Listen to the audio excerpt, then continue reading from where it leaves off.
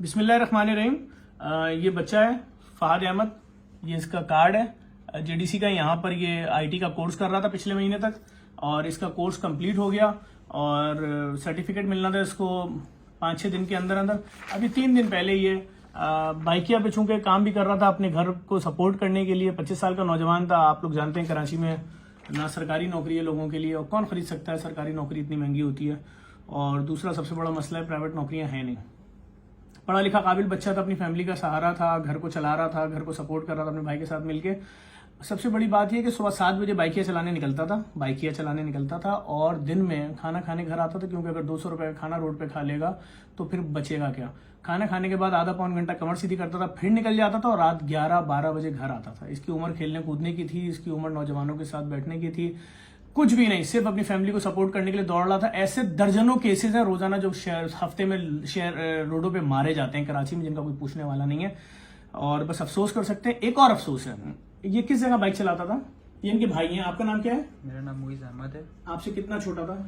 मुझसे ये 4-5 साल छोटा था। 4-5 साल छोटा। आप भी कोई इतने बड़े नहीं हैं। आपकी क्या उम्र है? मेरी उम्र 29 साल है। यानी वो 24-25 साल का था, ठीक है ना।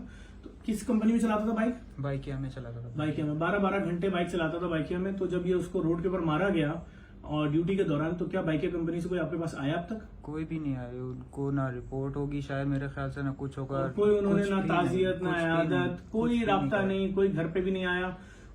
देखिए मैं एक छोटी सी बात करूंगा, मैं यही तो रोना रो रहा हूं कि ये जो लोग आपके पास नौकरियां कर रहे होते हैं, चाहे वो फूड डिलीवरी की कंपनियां हो, चाहे राइडर की कंपनियां हो, अगर ये रोडों पे जख्मी हो रहे हैं आप इनको नहीं पूछ रहे, अगर ये मारे जा रहे हैं रोडों पर आप इनको नहीं पूछ रहे, कहां इनका इंश्योरेंस, कहां इनके फंड?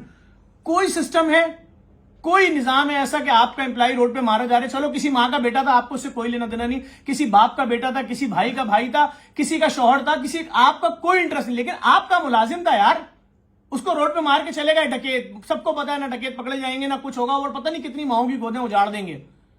लेकिन सवाल बनता है, जिन कंपनियों में काम कर रहे हैं उनका इतना भी राइट नहीं कि आपको ये मालूम हो कि आपका एम्प्लॉय रोड पे तड़प रहा है, उसकी लाश पड़ी हुई है जिना सिविल अब्बासी में। चलो लाश पे नहीं आ रहे, सोयम पे आ जाओ, उसके घर आ जाओ, जनाजे में आ जाओ। आज कितने दिन हो गए भाई के इंतकाल को, शहादत को? 15 तारीख को हुआ था वो। आज कितने दिन हो गए टोटल? 3 दिन हो गए। कोई नहीं आया, कोई वजीर मिनिस्टर आया? कोई भी नहीं आया। कोई नहीं आया। इंसान मर गया, कोई नहीं आया। अफसोस कर सकते हैं। ये आपके भाई ने हमारे यहाँ कोर्स किया था भाई, और बेहतरीन नंबरों से उसने ये आईटी का कोर्स पास किया। ये उसका सर्टिफिकेट आपके भाई का, जिसको जो उसने चंद दिन पहले किया था। और ये आपके भाई की कारकर्दगी के ऊपर हमारी तरफ से ये गिफ्ट है भाई के लिए आपके 10 लाख रुपए का। वो नहीं है, उनकी वालदा तक उनकी अमानत पहुंचा दिएगा।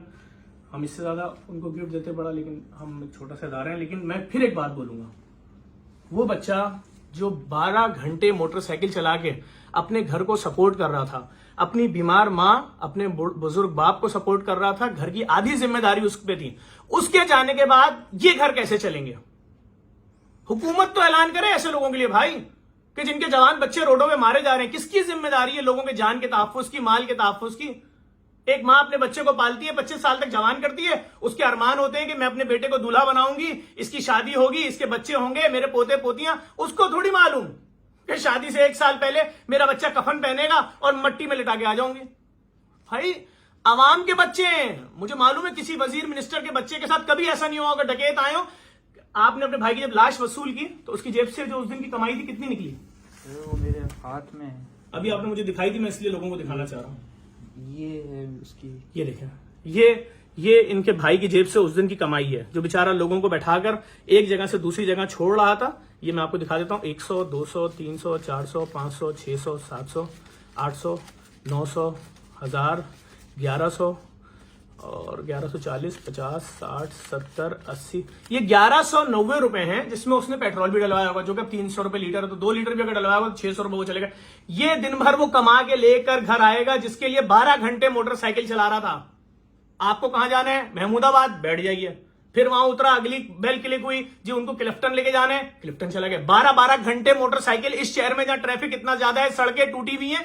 इतनी मेहनत करने के बाद आप मर जाओ, ना आपको हुकूमत पूछेगी, ना जिस कंपनी के मुलाजिम हो वो पूछेगा, ना कोई वजीर मिनिस्टर आपके घर पे आएगा। क्या जी रहे हम? अफसोस कर सकते हैं भाई, हमारा भाई था वो, और जितना अफसोस करें काम है। आप अपनी वालदा से हमारी तरफ से ताज़ियत पेश कीजिएगा और ये अवार्ड जो आपके भाई का है वालदा तक पहुंचाइएगा। आपका भाई हयात होता है उसके हाथ में देते हैं, छोटा सा उसका गिफ्ट का चेक है, ये उसका आइडेंटिटी कार्ड है, ये तमाम चीज़ें आप वालदा तक पहुंचाइएगा। अफसोस कर सकते हैं और कुछ भी नहीं कर सकते।